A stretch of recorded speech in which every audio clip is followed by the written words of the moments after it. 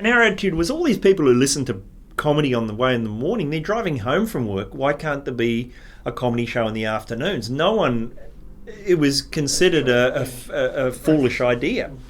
And so we started doing, it was the first kind of comedy drive show. And it was great because you didn't have to, even on breakfast, you kind of have to do what the main story is that day. People still want topical information and news and weather. In the afternoons, they don't care. We used to always say if the main story is Robert Downey Jr. pulling over covered in imaginary rats, which it was done day, that is the main story on our show, whether it's the biggest story in the country or not. And so that was and Martin Molloy had this odd combination. People always compare us to Hamish and Andy. I'm told Martin Molloy is the second most successful radio show of the last century, John Law's being the first. We always say the most successful afternoon radio show.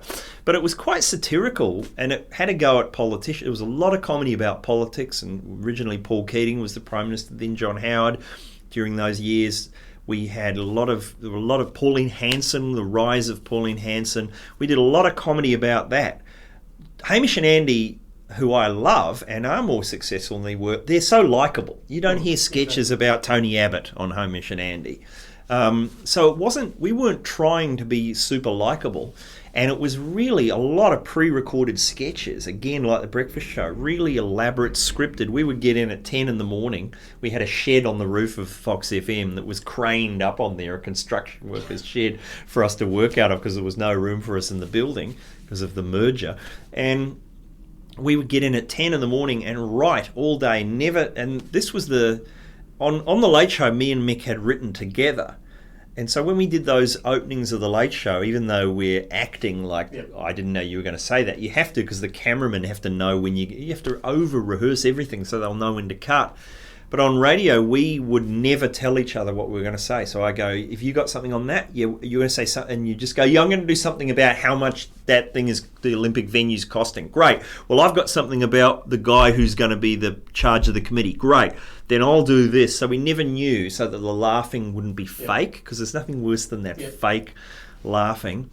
And then the other thing we did that I think one of the big innovations and has become the curse of radio is we did a thing called Radio Gladiators, which is where we would think of a topic and they would be silly topics. Often it'd be call in with the worst accent on a TV show that you've heard, or it'd just be call us up with your worst, what happened on the weekend that was so bad. Now that's every show.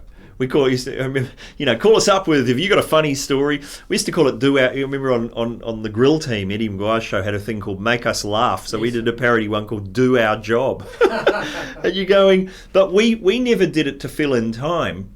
We did it to, because our thing was always, when you're doing a lot of pre-recorded sketches, you don't want it to sound like a hermetically sealed club. You want to make the audience feel part of it as well. So we would do, okay, what's an idea for the new Olympic anthem? And we would do a lot of jokes we'd written, and then people would call up with their own ones. And what it did was at the end of the hour, you go, oh, there's people in the real world who are part of the fun as well. It's become the curse of that.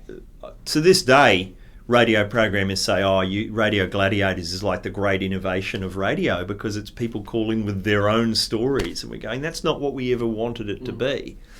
We would do things like every Cup Day, people would have to call in and do a song in the style of a race call. It was really, and people would love getting into that. Jesse's girl, I wish I could be Jesse's girl. You just do it. It was a funny idea, but it was always comedy first. It wasn't let's slack off and put our feet up and let the audience do the work.